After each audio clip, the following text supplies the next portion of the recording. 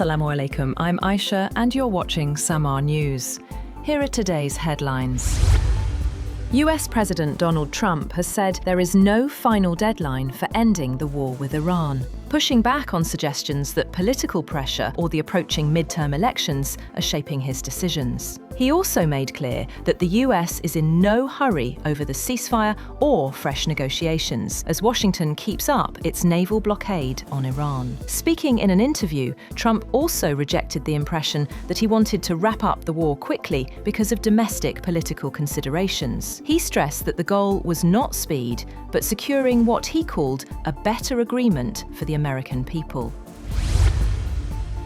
On the other hand, US Navy Secretary John Phelan has been fired in another wartime shake-up at the Pentagon, coming just weeks after Defense Secretary Pete Hegseth ousted the Army's top general. The Pentagon announced his departure in a brief statement, saying he was leaving the administration effective immediately, but it did not provide a reason or say whether it was his decision to go. Sources said Phelan was dismissed in part because he was moving too slow to implement reforms to speed shipbuilding and because he had fallen out with key Pentagon leadership.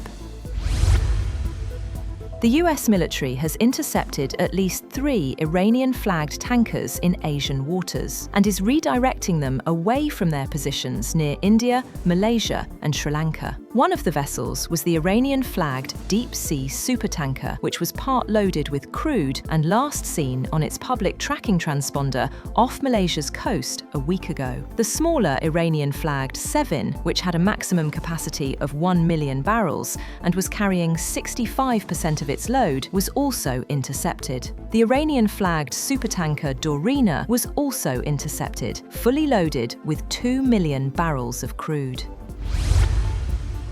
Also, Iran's Revolutionary Guards Navy has seized 2 vessels, identified as the MSC Francesca and Epaminondas, for alleged maritime violations. According to Iranian authorities, the ships were operating without proper authorization and were accused of manipulating navigation systems, actions they said posed risks to maritime safety. The vessels have been transferred to Iranian shores as investigations proceed.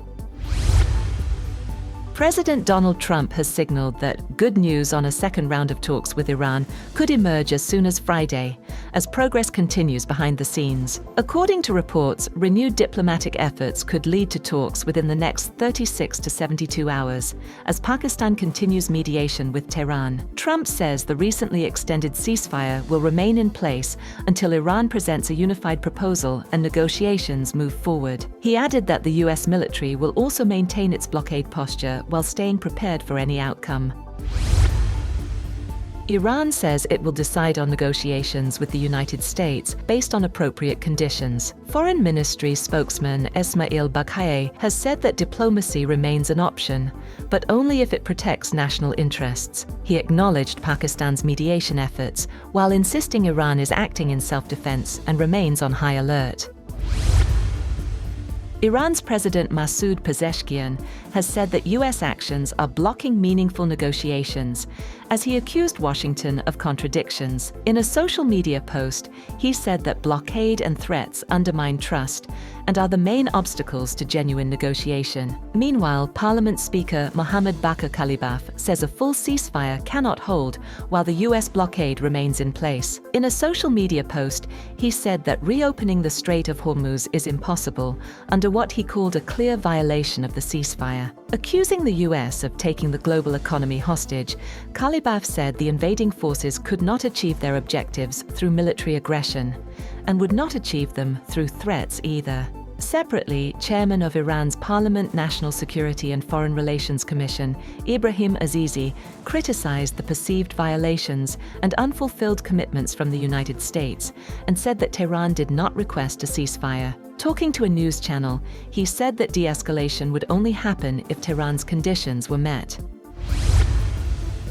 Meanwhile, Iran has showcased its Khorramshahr 4 missile in Tehran's Revolution Square, signaling military capability as uncertainty grows over renewed talks with the United States. The missile has been described as a medium to long-range system capable of reaching up to 2,000 kilometers and carrying a heavy payload.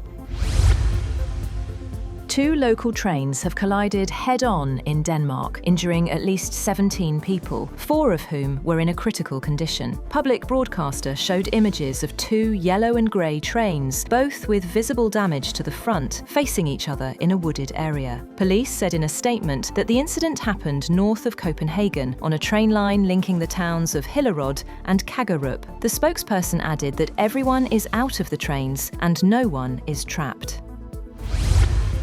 That's all for now. For more updates, visit www.samaa.tv. Thank you for watching Samaa News.